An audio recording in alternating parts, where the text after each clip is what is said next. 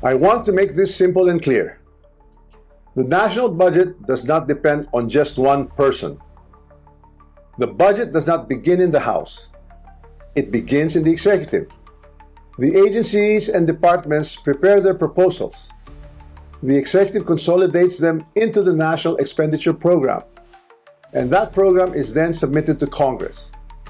From there, the House deliberates, but the House is not one person, and it is certainly not the Speaker alone.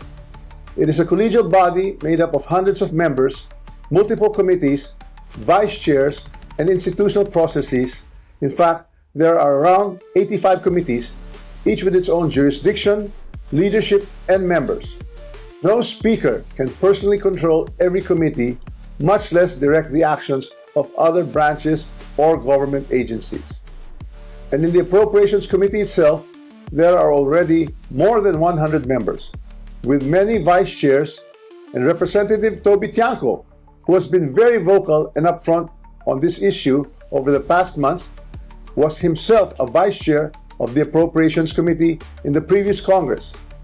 So I have to ask, if there were real concerns about irregularities in the budget process, why were these not formally raised during the deliberations, or even during the plenary? The budget deliberation does not stop in the House. The Senate also conducts its own deliberations, reviews its own version, and plays its own role in shaping the final budget, and it is not a bystander. It is an active constitutional participant in this process.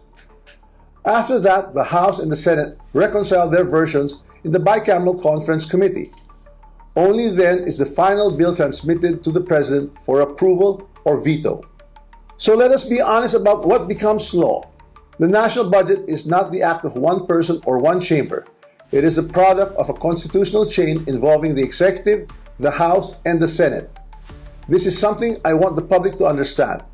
The budget process is collective, multi-layered, and shared. Accountability must apply to everyone involved, not selectively assigned after the fact, and certainly not when it becomes politically useful.